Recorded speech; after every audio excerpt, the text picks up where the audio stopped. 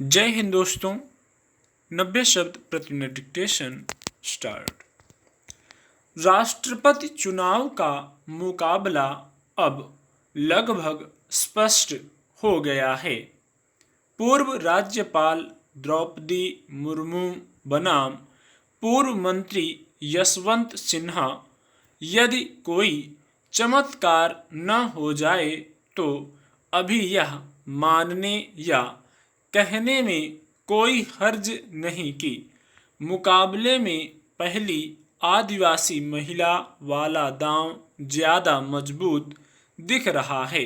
इसमें कोई शक नहीं कि इस देश में आदिवासी अपेक्षाकृत वंचित समुदाय हैं और बहुत मुश्किल से इस समुदाय के सदस्य किसी ऊंचे मुकाम पर पहुंच पाते हैं। स्वयं द्रौपदी मुर्मू की संघर्ष यात्रा लंबी रही है। इस यात्रा में सार्वजनिक रूप से उन्होंने बहुत कुछ पाया है, लेकिन व्यक्तिगत रूप से उन्होंने बहुत खोया भी है। अगर वह राष्ट्रपति भवन पहुंच जाएंगी तो उनके साथ न पति होंगे और न पुत्र। राष्ट्रपति पद की उम्मीदवारी दरअसल द्रौपदी मुर्मू के संघर्ष का भी सम्मान है। बहुत सोच समझकर भाजपा ने उनका चयन किया है और ज्यादातर पैमानों पर इस चयन की निंदा नहीं हो सकती। निंदा करते ही हमें जंगलों के इतिहास में जाना पड़ेगा, जो बहुत उज्जवल नहीं है। आज देश के लगभग 11 करोड़ आदिवासियों के बीच जो संदेश गया है उसकी कोई तुलना नहीं है। आदिवासियों का मनोबल बढ़ेगा और वे मुख्य धारा की ओर तेजी से अग्रसर होंगे। अभी विपक्ष यदि कुछ स्तब्ध है तो आश्चर्य नहीं। उसने अपनी ओर से एक योग्य उम्मीदवार को उतारा है। यशवंत सिन्हा के लिए यह उम्मीदवारी एक तरह से वर्षों बाद मुख्य धारा में वापसी है।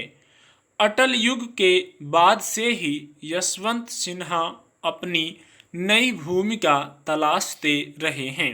उनकी प्रशासनिक संवैधानिक योग्यता पर कोई सवाल नहीं, लेकिन अब उनकी राजनीतिक योग्यता विपक्ष की एकता पर निर्भर करेगी। हर लड़ाई के अपने समीकरण होते हैं। योद्धा बदलते हैं तो समीकरण भी बदल जाते हैं। शायद यही हुआ है।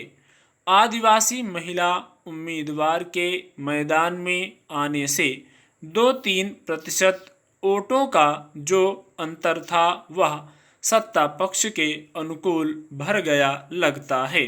बहरहाल राष्ट्रपति पद के लिए 18 जुलाई को मतदान होगा, मतलब यशवंत सिन्हा के पास कुछ समय है। हार मानने के बजाय उन्हें अपने पूरे प्रयास करने चाहिए। वैसे भी भाजपा से निकले उन्हें 4 वर्ष ही हुए हैं। वह अपनी व्यवहार कुशलता को फिर आजमा सकते हैं। आज कुछ दूसरे सवाल भी हैं जो ज़्यादा तवज्जो मांग रहे हैं। देश में 25 जुलाई से नए राष्ट्रपति के कार्यकाल की शुरुआत होगी। हम जिस दौर में हैं वहाँ देश को एक संयमित, सजग और सक्रिय राष्ट्रपति की जरूरत है। देश अनेक स्तर पर बदलावों से गुजर रहा है। आम समाज और आम चिंतन में परिवर्तन आ रहा है। देश ने जब नई सदी में कदम रखा था तब राष्ट्रपति के रूप में एक योग्यतम नेतृत्वकर्ता के आर नारायणन विराजमान थे, जो पहले दलित राष्ट्रपति थे और उनके तत्काल बाद एपीजे अब्दुल कलाम ने तेज आर्थिक विकास के दौर में देश और युवाओं को बहुत प्रेरित किया। लोग इन्हें आज भी याद करते हैं। अतः देश के 15वें राष्ट्रपति से अतिरिक्त आशा रहेगी। स्टॉप।